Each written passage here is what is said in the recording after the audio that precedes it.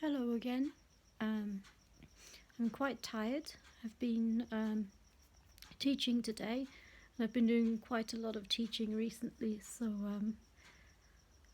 which is a good thing that I'm still able to do it. But I wanted to make a update today because it's Wednesday.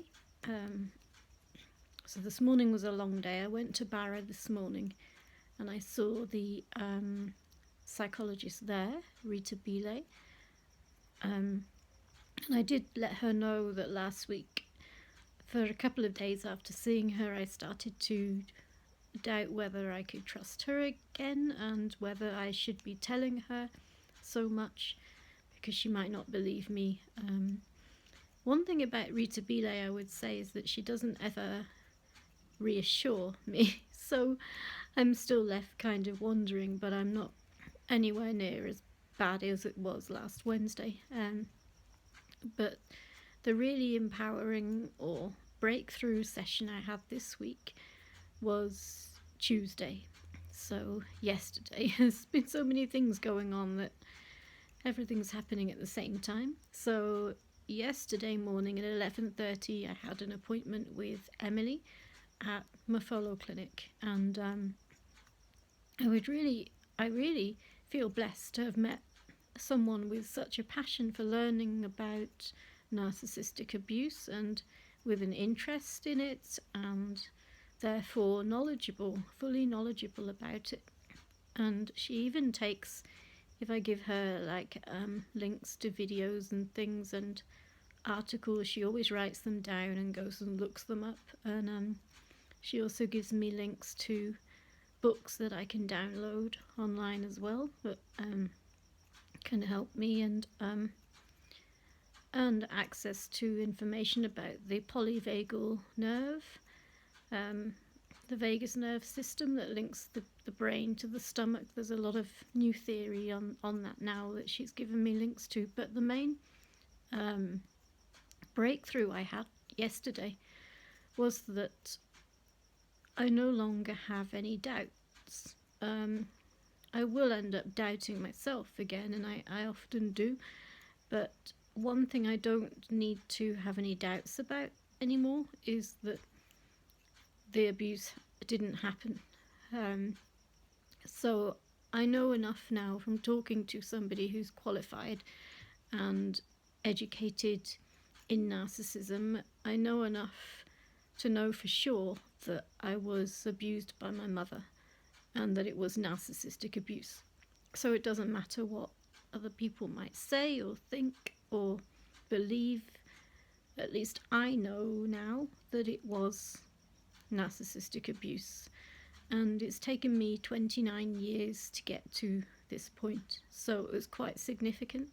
For 29 years I've been trying to work out whether it was me, whether it really happened. I've been told by the doctor, of course, that by a GP, that it was just my perception, not necessarily reality, because they'd spoken to my mother and family on the phone and it wasn't actually true. So I've been very confused. And it's taken I've done a lot of my own reading and research, and that's how I came to the realization in the first place. But for 29 years I've been having it doubted by other people and also by myself because of the nature of narcissistic abuse, I think. But so I'm blessed to have Emily in Mofolo clinic and to work on this with me and help me understand and kind of untangle my childhood and everything that happened and everything that didn't happen that was supposed to happen. So I really felt like it was a breakthrough, and I felt like I was confident enough for the first time in my life, or for 29 years anyway, to actually state to anybody that I know my mother suffers with narcissistic tendencies, and she definitely abused me.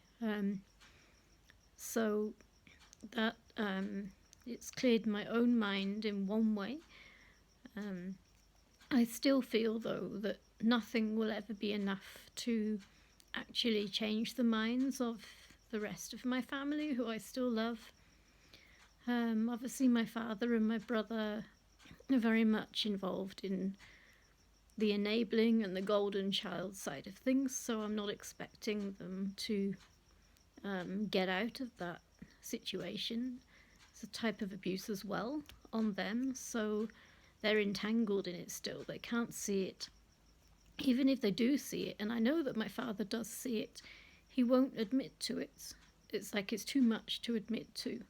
So if somebody has a mental health disorder like depression or anxiety or PTSD, it's not seen as being, I guess, it's not seen as saying that somebody is bad because they've got depression or PTSD at all. But if you say that somebody is on the narcissistic spectrum for narcissistic personality disorder, it's seen as a huge insult. But what are you supposed to say? I don't blame my mother, as I've always said all the way along, but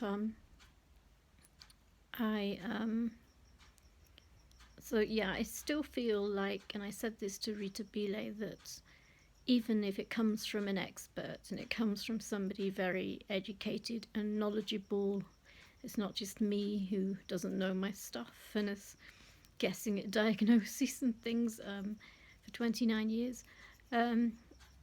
Even though I do have an MSc in medical molecular microbiology, that's never mattered to anybody. Not that I'm expecting it to, but I just feel like nothing I did was ever good enough, of course.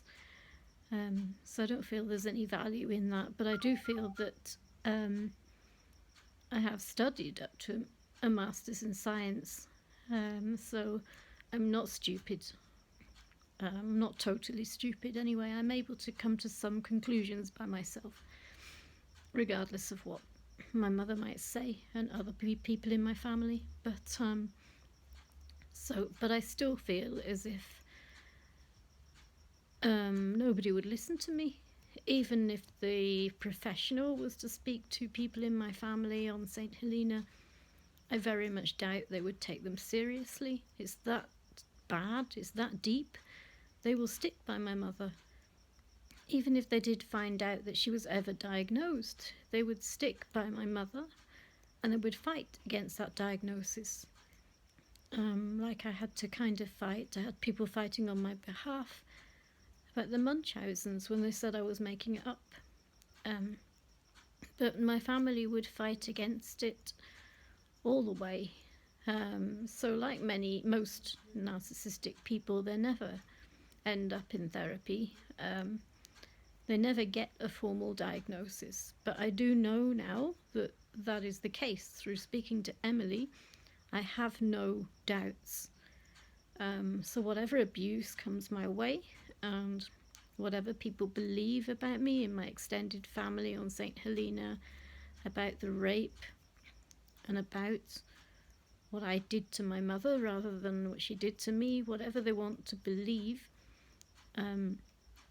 that's purely their beliefs. It's not mine, because I no longer have any doubts.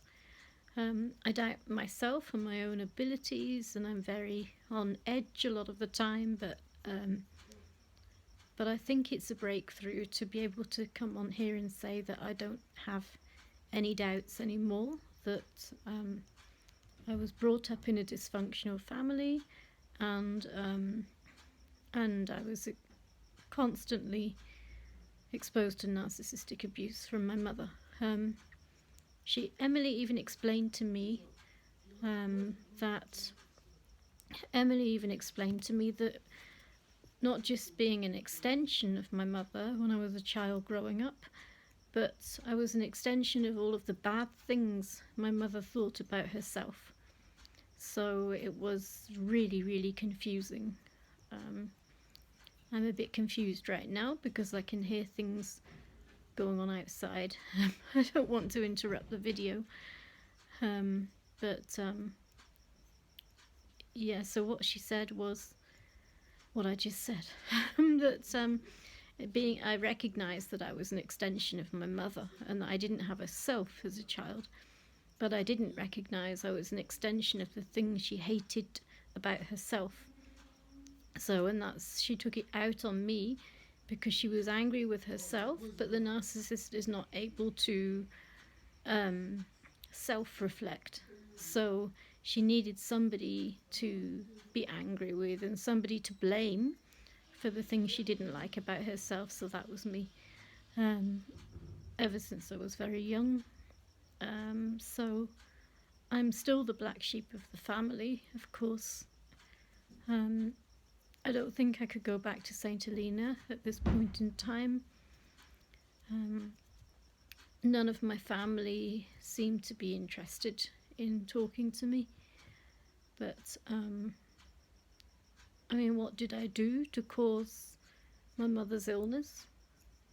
So somehow it's my fault. So if that's what they believe, then I have to accept that.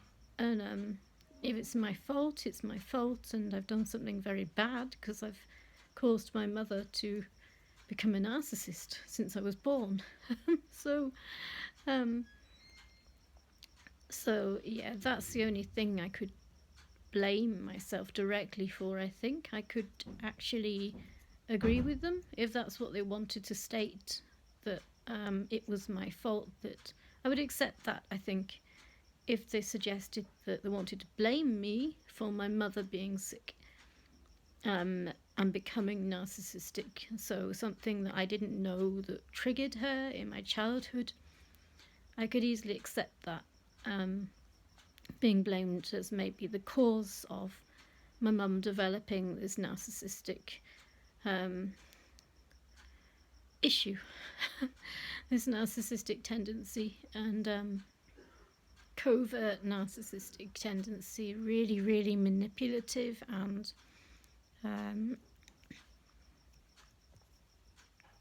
cruel and evil, really. But if I am, as I said, I can't, because of the things that she's blamed me for.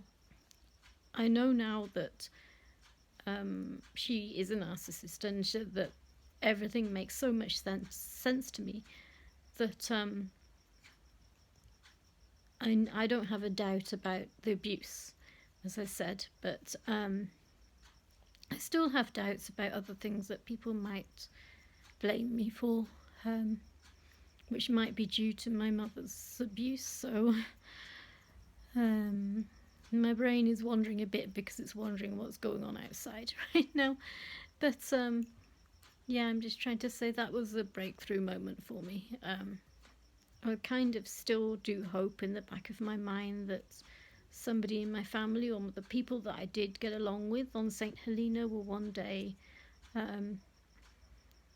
welcome me again, or at least accept me again, or realise that I'm not an evil, cruel, bad person, even just to realise who I am, and that I'm not this massive, huge troublemaker, because that's how it feels. It feels like, because of what I've said about my mother and what they've witnessed, and what she said about me, it's as if they see me as evil, cruel, and a troublemaker. Above all, a huge troublemaker. So that's that's how it feels. I'm the black sheep of the whole family, the scapegoat of the whole family. But I still love my cousins deeply, and my aunties, all of them. My brother, my father. I love them all. So whatever they think of me, I don't actually know how you fix these things. Maybe it will become more apparent as I work with Emily and Rita Bile, but I don't know how you fix these things with family. But once you get a reputation, especially with St. Helenian family, it seems to stick for life. Even if it's not based on any evidence and not true, if a reputation is enough to stick for life. So yeah, I think that's it for now. I'll only make this video 15 minutes long. I just wanted to bring that up, that it was a huge shift in my own mind when I could confidently say that I have no doubt anymore that the abuse did happen. Dealing with the reality of it is another thing, but as I said, for 29 years, nearly 30 years of my life, I've been trying to work out, am I going insane? Am I too sensitive? Is there really something wrong with my perception? I've gone to look up on YouTube, how do you work out if your perception is right or whether it's messed up and that you're not understanding reality. I've gone through all of that to try to work out whether it's me who's the problem. So to find out, to have it clarified that there is no doubt anymore is a big step, I think. So we'll see what happens. I've been teaching almost non-stop. I taught on Sunday, I think, and then I taught again on Tuesday afternoon after seeing this psychologist. So I saw her and then I went straight to Protea Glen and I did some teaching there. I was exhausted. On the way there I was feeling palpitations in my chest. I was feeling panicky and sick, and I didn't think I was going to make it, but I pushed through. And then all was well. I left, and then after seeing Rita today, everything seems like such a long time ago now, because it was early this morning at Barra, and then this evening I actually slept during the day on and off when I got home because I was so exhausted. I haven't yet managed to water my garden, and it's 10 past 10 in the evening and dark, so maybe the morning. But I do have things in my diary, like I've written when I felt bad, like I am lazy, I am lazy, I am lazy, over and over again, or I'm an idiot, I can't do anything right, I'm useless, but the main thing is lazy, because I feel like sometimes I get back and Tsietsi always does the dishes, and I always feel like I failed, therefore I failed because I've not managed to clean things, and it takes me back to when my mum was always criticising the state of my house when I was in Scotland, and my criticising how I would clean or tidy things all the time. So I find that triggering, and I find, even though I was working this evening, I had to plan a lot of planning for grade 11 physics as well, which is not my subject, but I'm trying to help somebody. So it's a lot of work. Well, I find it a lot of work. Maybe it isn't, maybe it's just me being slow, but I do find it a lot of work. So I went after Lesedi came home from school at 5 o'clock this afternoon and taught her until 7 o'clock this evening. We did photosynthesis today, so we've been covering that. So it's respiration on Sunday. She's got exams coming up on the 2nd of June, so we're preparing for that. We've only really got a couple of weeks, so really rushing through the science for her. And my other students, as I said, are grade 11 and grade 4, so there's not so much of a rush at the moment for them. So tomorrow I'm making some products to send to Cape Town, some of my herbal products, to a friend in Cape Town who ordered them from me, Taryn, and so thank you for that order, Taryn. You'll receive them at the weekend.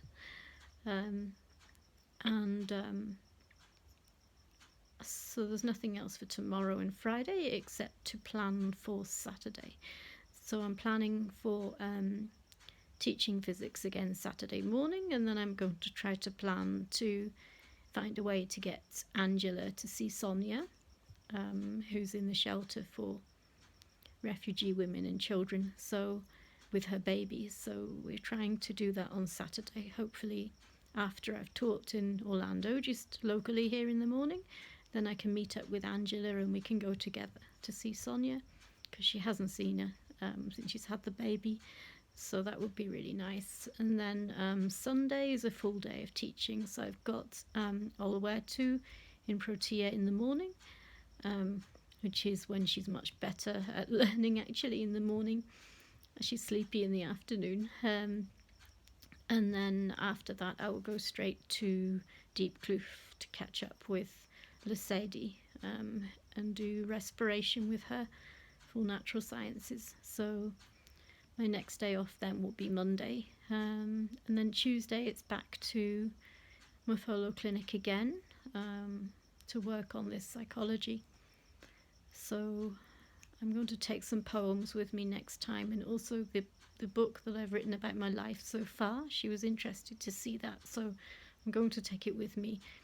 And I'm going to take one of the articles that I was talking to her about, that where the UK government had admitted to covering up decades of abuse on St Helena and not done anything about it. So I'm going to take those to show her next Tuesday. And then I'm back to Barra Wednesday morning and Wednesday evening with Lesedi again. So yeah, there's lots going on. I am missing out on, I'm supposed to make time, maybe Friday I will go to the physical side of the clinic, because I'm still trying to sort out my chest x-ray. So they wanted to send me to Jabulani, and obviously that's not going to happen. So I've just left it. So I should really go back and see them about that. And I also need to go back for my thyroid blood results, because I feel like it's still off. And they told me to come back 2 weeks ago, but I just haven't had time. So I've been trying to keep up with the mental health side of things, but I haven't had time to do everything that I need to do for my physical health. I need to go back and get my blood test results. So maybe Friday I will do that. Because if they could give me more thyroxine and it gives me more energy, then that would be one less thing to be battling with. I do battle with the energy a lot. Some of it could be psychological, but there's such a drain on my brain from all of the stuff that it's trying to process. So it's good to have somebody to talk to. But I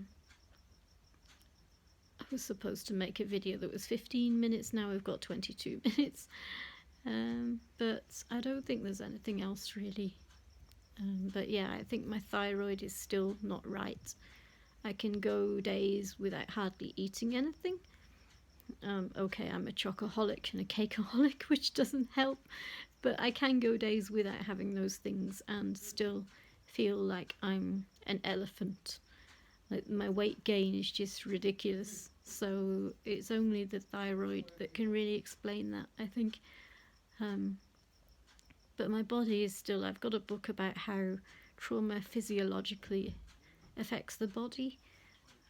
So which will explain a lot of the panic symptoms and physical things that have been happening to me and that I battle with. So I'll read that and then I'll make another video about what I've learned.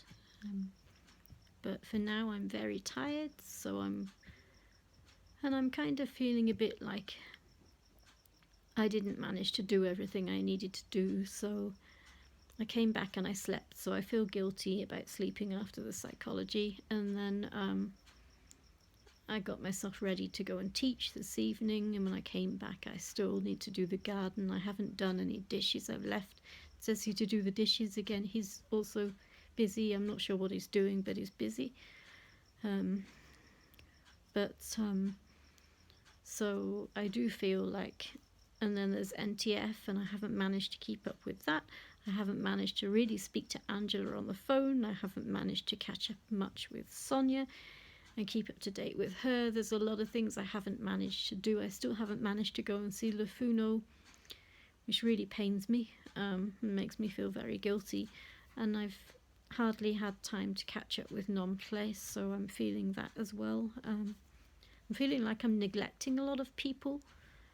Neglecting my responsibilities, and I'm just not good enough still. So I still have these thoughts and feelings, but I really just wanted to clarify the moment that I had the breakthrough in knowing for sure that my mother was abusive and that it was narcissistic abuse.